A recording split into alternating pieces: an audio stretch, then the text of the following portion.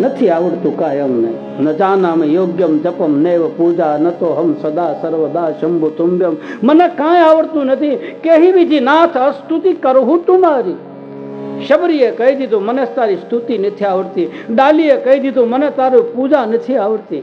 હું તો તારા ચરણની દાસી છું. દાસી રે તમારી એ જ દર્શન કાજે. એ હવે દુબળી રે એ મેવારી. દાસી જીવન ભોગાવદર માં થયો. પોતાની જાતને એમ કહો હતો મરદ માણા, હતો પુરુષ, પણ ભગવાનના કૃષ્ણને દાસી બની ગઈ. એના હું રાધા છું એમ એને એ પોતાની જાતને રાધા ગણતો. દાસ પણ નથી જાણતા એમાં મજા. કહેવાય તો ખરું અમને કાંઈ આવડતું નથી એમ, અને આપણે છૂટી જાય. અને જાણકાર માણસ ભૂલ કરે તાર બધા ઠપકો આપે કે તું જાણકાર, તું એટલો બધો ભણેલો ગણેલો, એટલો બધો વિદ્વાન માણસ, તું તત્વને જાણનારો, તે ભૂલ કરી.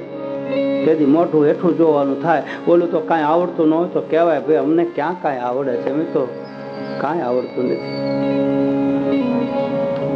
એમાં મજા છે. જાણવું જરૂરી, ધ્યાન દેજો બરાબર. જાણવું જરૂરી, પણ જાણ્યા પછી એને અનુભવમાં લેવું, એની ચર્ચા ન કરવી, ભીતરમાં ઉતારવું. જાણી લીધા પછી અહંકાર પેદા ન થવો જોઈએ. ગીતાજીનું સૂત્ર છે. અર્જુન જ્ઞાની પુરુષ જ્ઞાન પેદા થાય, જ્ઞાનને જાણે, જ્ઞાન ગોતે. જ્ઞાની પુરુષ ગોતણે ચડે. આ વસ્તુ ક્યાં છે, આ વસ્તુ ક્યાં, જાણે. જાણ્યા પછી જ્ઞાનીને અહંકાર ન થવો જોઈએ કે હું બધું જાણું છું. અને જો હું બધું જાણું એવું આવે તો એનું પતન થાય છે. આવું ગીતાજી બતાવે છે. જાણવું જરૂરી, અહંકારથી નહીં. અમને બધી ખબર પડે, અમને બધી ખબર પડે, એમ બધું જાણીએ છીએ. ના રે ના, કોઈ જાણતું નથી. મેં પેલા કીધું ને બધા ક્યાંક ને ક્યાંક ખામી. અમને આવડે છે, અમે આમ અને આમ. અને જે જાણે છે ને એ કોઈને કહેતો નથી જાણતો ને એ જ કે કરે છે.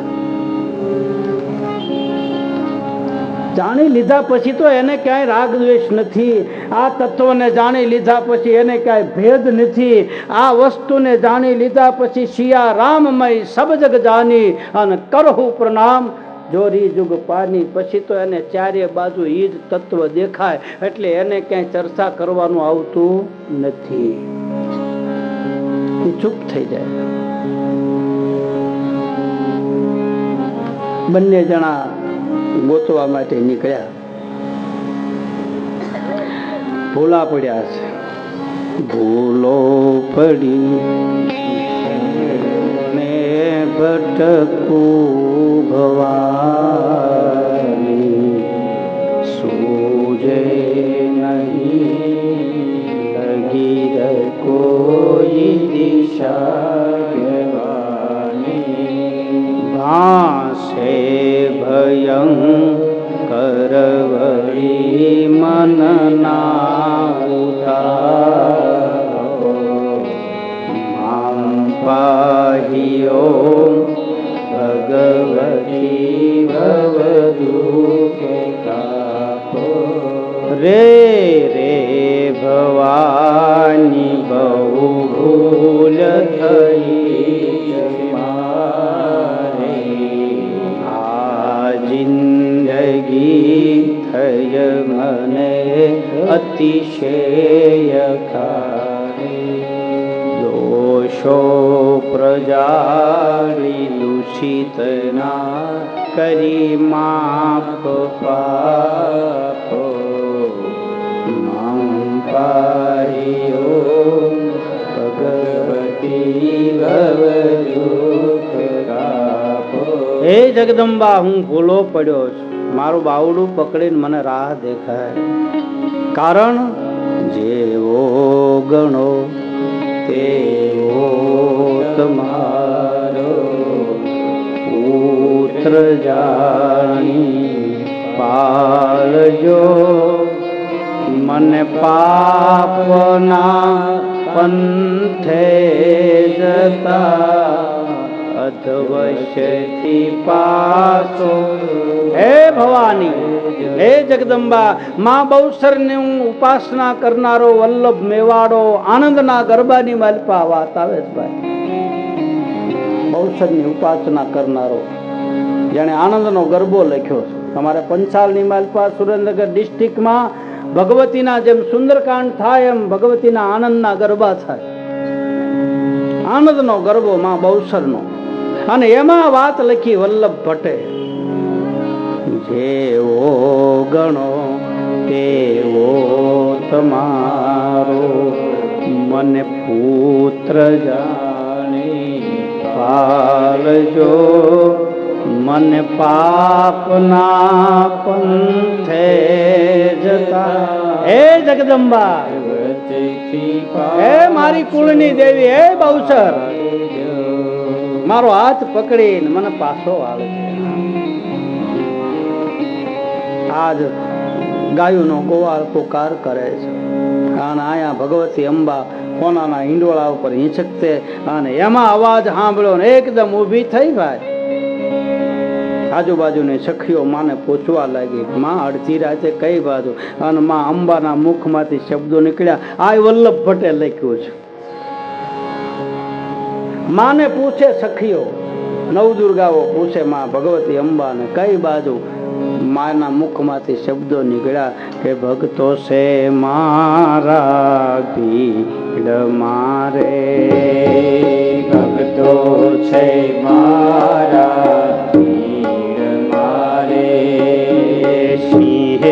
થયા સવાર ભીડ બંધની. સિંહે થયા સવાર ભીડ બંધની. એ અંબાય ભય પદ દાયની રે. હાલો જોગણીઓ લ્યો.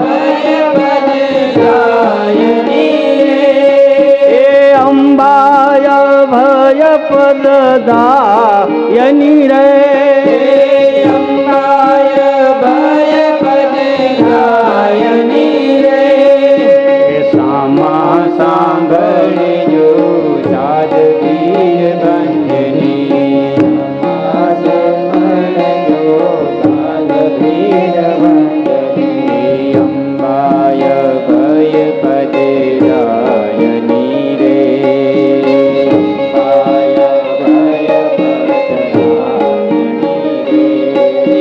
સખીઓ તે લાગે માન પૂછવા રે. એ સખીઓ તે લાગે માને પૂછવા રે. સખીઓ તે લાગે માન પૂછવા રે. એ સખીઓ તે લાગે માને પૂછવા રે. ક્યાં કીધા પરિયાણ ભીડ બંધની. ક્યાં કીધા પરિયાણ ભીડ બંધની. ક્યાં કીધા પરિયાણ ભીડ બંધની. ક્યાં કીધા પરિયાણ ભીડ બંધની. એ માડી અંબા અભય પદ દાયની રે. અંબાય ભય પદ દાયની રે. સામા સાંભળજો સાધ ભીડ બંધની. સામા સાંભળજો સાધ ભીડ બંધની.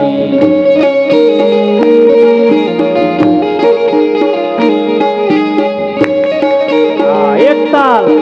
હા જોગણીઓ. આ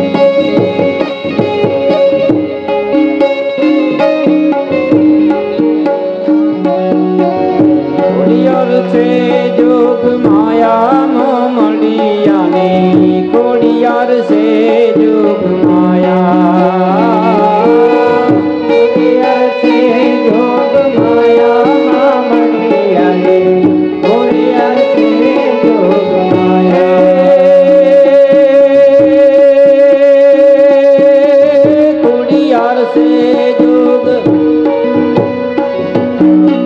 ખોડિયાર સે જોગ માયામાં મળિયાની ખોડિયાર સે જોગ માયા ખોડિયાર સે જોગ માયામાં મળિયાની ખોડિયાર સે જોગ માયા માડી તાર પારે આંધળા રે આવે માડી તાર પારે આંધળા રે આવે માડી તાર પારે આંધળા રે આવે માડી તારે પારે આંધળા આવે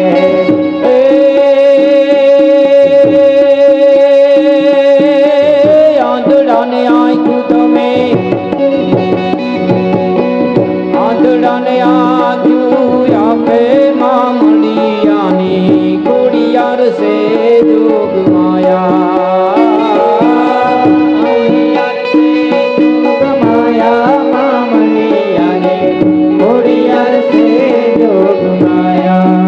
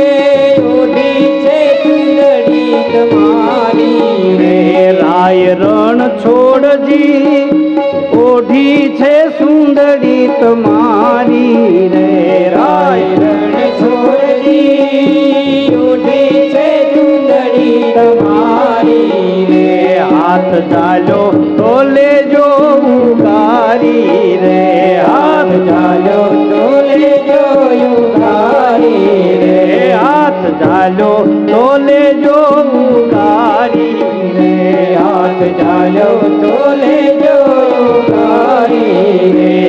મારવાલા રે ઓઢી છે સુંદરી તમારી રે મારવાલા રે ઓઢી છે સુંદરી તમારી હાથ ચાલો તો લેજો ઉગારી રે હાથ ચાલો તો લેજો ઉગારી રે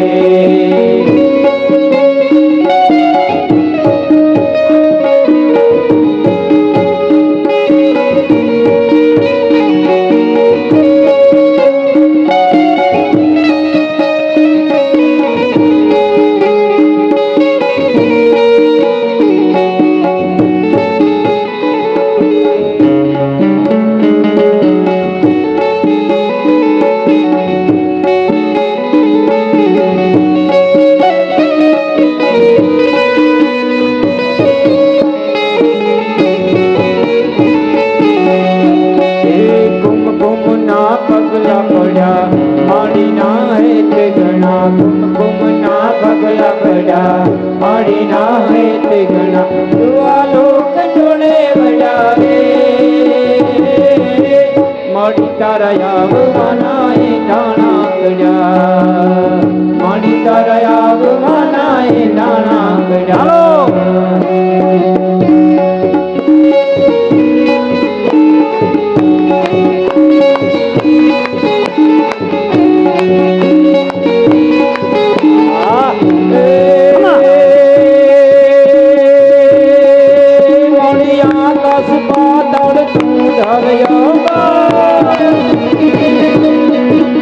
પાણી આકાશ પાતાળ તું દરિયા કર નાખ સુરા નર પાઈન મે દિગપાળ દિગંબર હાથ હિ ડુંગર સાત હિ શાયર તેન સમે નવનાથ યને નાર 64 નારી હાથ પસારી તેન હરે હે રવરાય રવેખીએ જગ પ્રવેખીએ વકડ વેચીએ ઈશ્વરી માડી વકડ વેચીએ ઈશ્વરી માડી વકડ વેચીએ ઈશ્વરી બોલ અંબે માત કી નવ દુર્ગા માત કી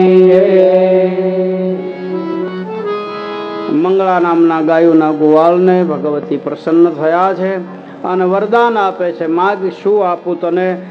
મંગળાએ કીધું કે હું માગું એ આપજો, પણ મંગળો શું માગે છે એ કથા રાત્રિએ પાછી 8 વાગે કરવામાં આવશે. અત્યારની કથાને અહીંયા વિરામ આપવામાં આવે છે. 2 મિનિટ ભગવાનનું નામ હે હરે રામ રામ રામ સીતા રામ રામ રામ હરે રામ રામ રામ સીતા રામ રામ રામ હરે રામ રામ રામ સીતા રામ રામ રામ હરે રામ રામ રામ સીતા રામ રામ રામ હરે રામ રામ રામ સીતા રામ રામ રામ સીતા રામ રામ રામ હરે રામ રામ રામ સીતા રામ રામ રામ હરે રામ રામ રામ સીતા રામ રામ સીતા રામ રામ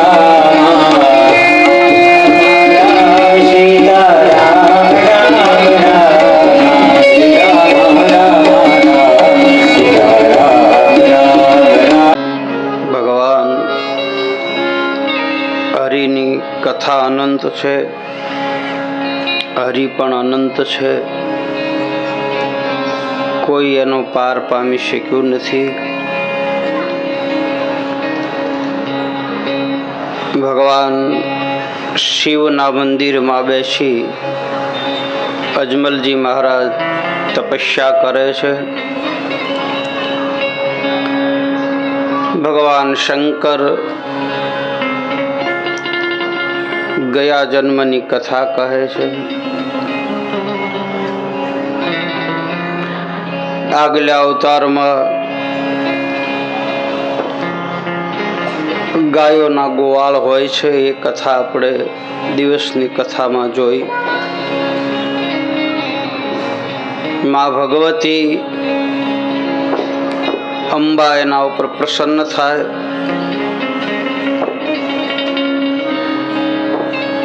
કહે છે કે માગ હું તને શું આપું.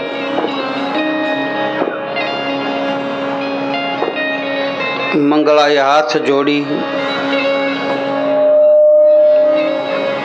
મા ભગવતીની પાસે માંગણી કરે છે.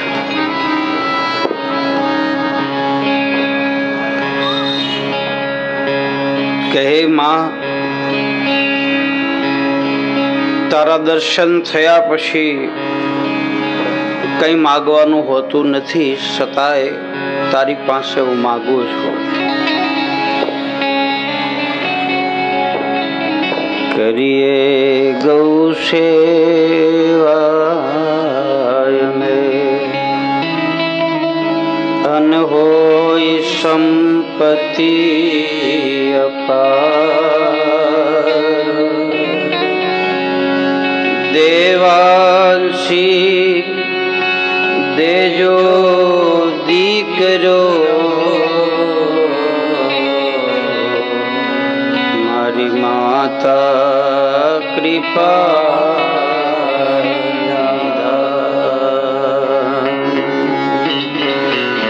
કરીએ ગૌ સેવા અન હોય સંપત્તિ અપાર.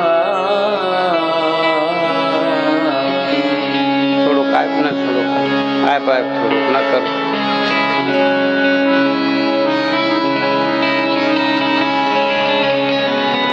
કંઈક સેટિંગ કર ને બેટા, કંઈક હું થાકી જાઉં.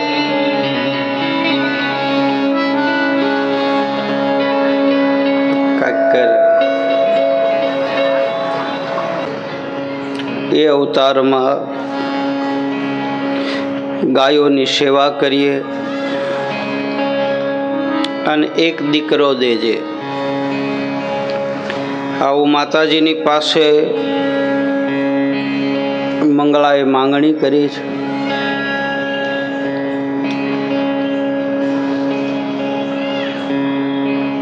બીજા જન્મમાં એ ગાયનો ગોવાળ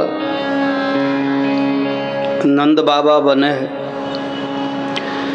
અને એને ત્યાં 9 લાખ કહેનોના દુજાણા છે એવું ભાગવતમાં બતાવે છે. ભગવાન કૃષ્ણ 11 વર્ષ અને 52 દિવસ વ્રજમાં જ્યારે રોકાણા,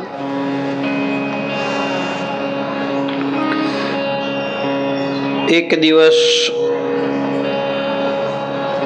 અક્રૂરજી રથ લઈ ભગવાન કૃષ્ણને લેવા માટે આવે. આખા વ્રજમાં બધાને ખબર પડે. વ્રજના ગોપ બાળકો નંદ બાબાના દ્વાર ઉપર બધા એકત્રિત થાય.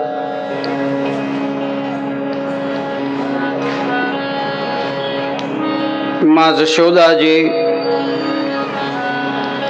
ભગવાન કૃષ્ણને ખોળામાં લઈ માથા ઉપર હાથ ફેરવતા ફેરવતા એવા વિચારમાં માં ખોવાઈ જાય. ભગવાન કૃષ્ણ માના ખોળામાં થોડી વાર વિશ્રામ કર્યો છે.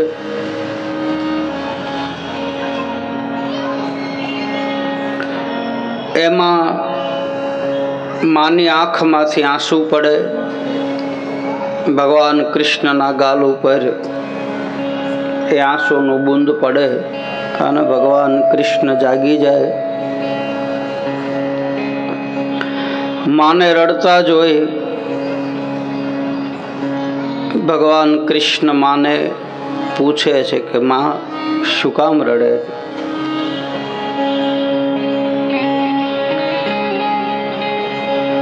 આપણા શાસ્ત્રોમાં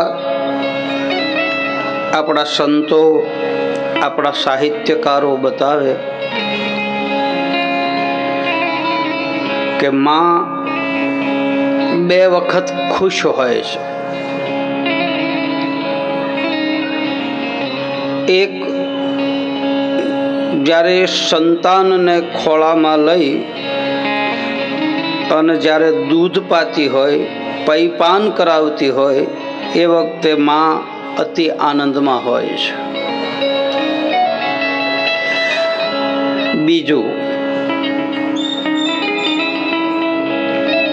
જ્યારે પોતાના પુત્રના લગ્ન થતા હોય ત્યારે માં અતિશય ખુશ હોય છે. દરેક માં. પછી ભગવાન રામદેવજી મહારાજની માં હોય તોય ભલે, અને સામાન્ય આપણી માં હોય તોય ભલે,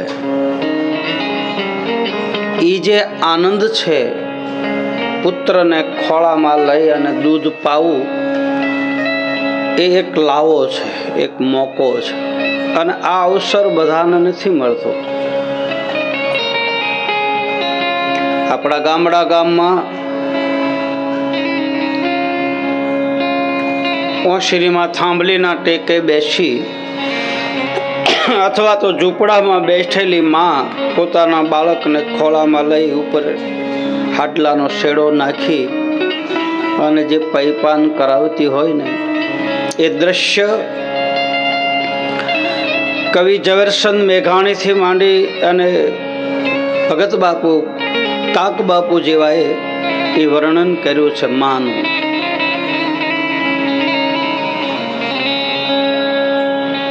કે બાળકને જન્મો જન્મનો થાક ઉતરી જાય છે. માના ખોળામાં બાળક માથું નાખીને સૂતું હોય